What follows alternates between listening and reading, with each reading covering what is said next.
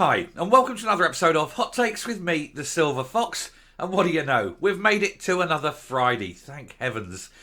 Well, we've got a lot of videos to do today. We are expecting news of the High Court appeal for the gender recognition bill. And as soon as that comes, I will put that through as a breaking news. That'll be outside the normal run. That'll just be a breaking news item, and I'll get that out straight away for you. So keep an eye out for that. And on that, you may as well hit that subscribe button. That way you won't miss it. As soon as it comes out, bang, you'll get that result and you'll know. Fingers crossed it goes what I'd like to call the right way. I think with the Andrew Miller position, anything else would be a perversion of decency, to be honest. Now, we're going to start today with just the sort of the rounding up of the flash video I did last night about the COVID rules and how the government said they were confident that no COVID rules were broken. That's not the same as saying for sure they were not broken. This is them trying to put a spin on it and trying to quieten down the whole Anam Kazir and Hamza Yousaf potential illicit affair. So this is them trying to clamp that down and make the story go away. But it won't, because being confident is not the same as being sure. Let's have a look. So, Scottish Government confident, that were their word, not mine, that no COVID rules, lockdown rules were broken by ministers. As I say, this is a spin. This doesn't mean anything. Confident is meaningless. If they are coming out and outright making a statement that for sure and definitely no COVID lockdown rules were broken, then that would be something of a reassurance. Because you know then that if they were, they clearly lied and that they need to be investigated.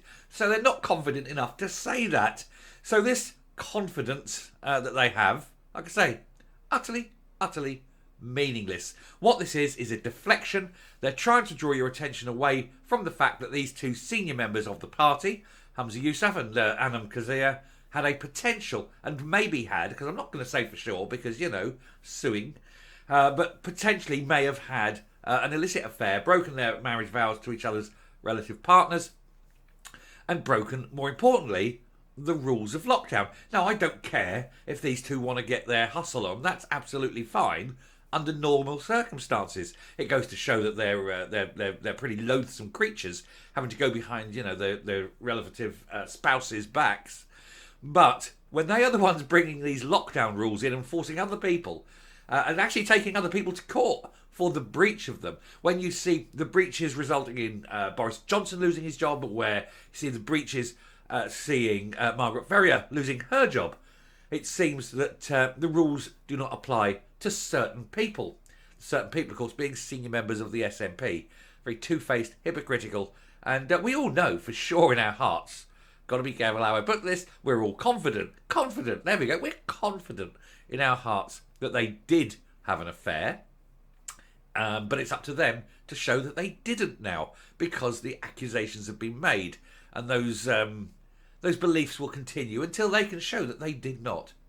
Anyway, a spokesman for the First Minister, Hamza Yousaf, was asked whether any ministers had broken Scotland's strict COVID restrictions at any stage during the pandemic.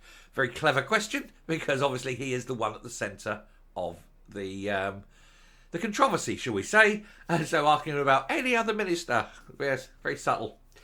Anyway, the Scottish Government said it was confident that no ministers broke COVID lockdown rules during the pandemic. And if that's the case, I don't believe them. I believe that certainly some may have done, not to that extent, but some rules, yes. It follows reports that two SNP politicians had an affair and breached tough restrictions surrounding the virus. I have a feeling there's a lot more viruses going around between those two. At Holyrood on Thursday, a spokesman for the First Minister was asked by the Scottish Sun at the post-FMQ's briefing if the government was confident no rules were broken during lockdown by any ministers who served at the time.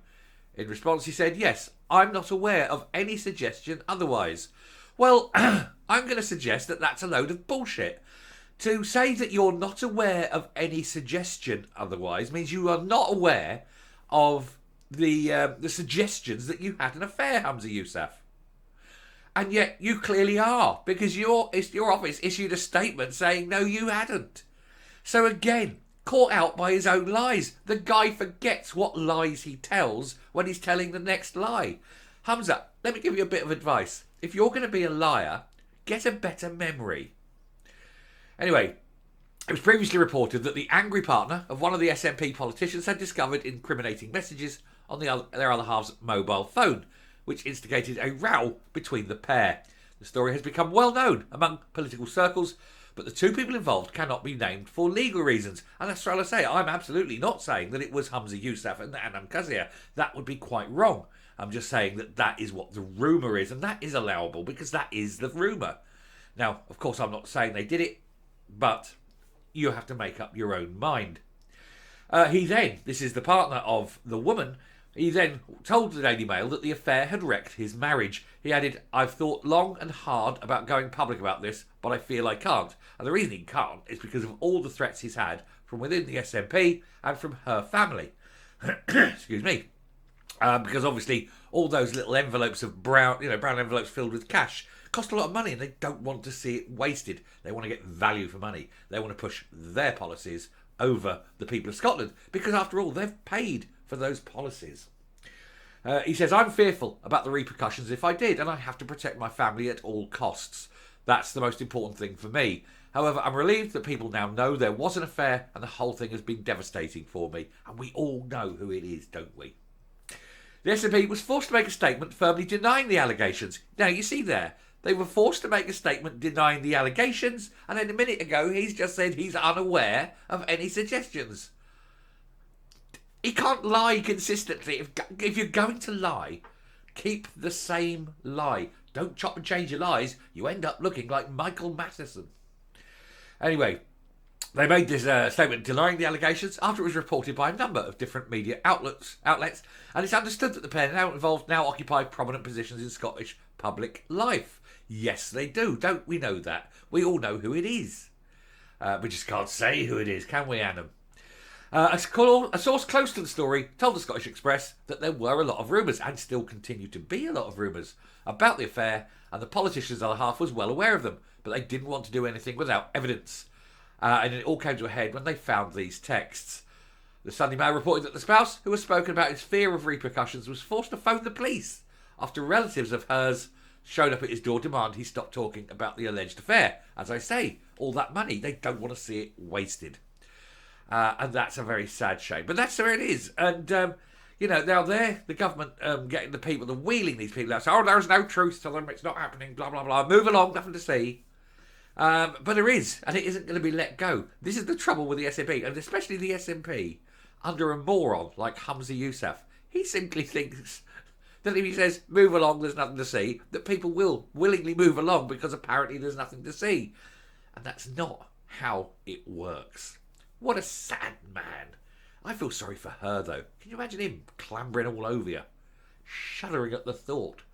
I mean, she's not a bad-looking woman. You've got to be honest. Adam Kazir is actually a good-looking woman. So I can see from his point of view what the advantage was.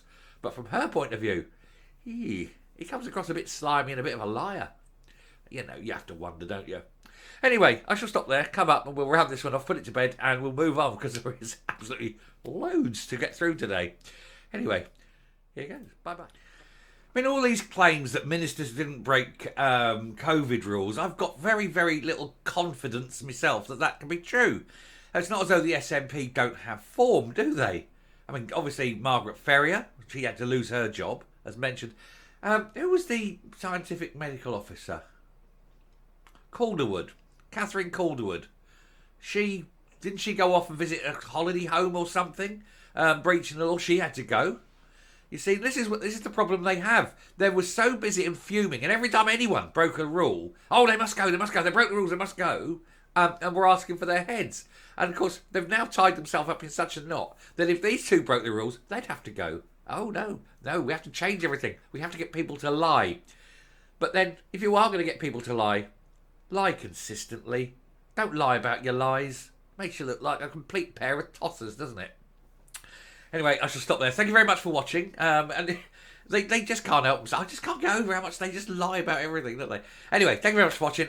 We'll carry on. We've got a million bloody videos to do today. So, literally, not a million. Dozen, maybe. But we'll crack on with that, and we'll wait. I'm still waiting, all of a dither, for that court case result over the gender. So keep an eye out for that one. Anyway, till next time, stay safe, stay well, and I will speak to you later. Bye.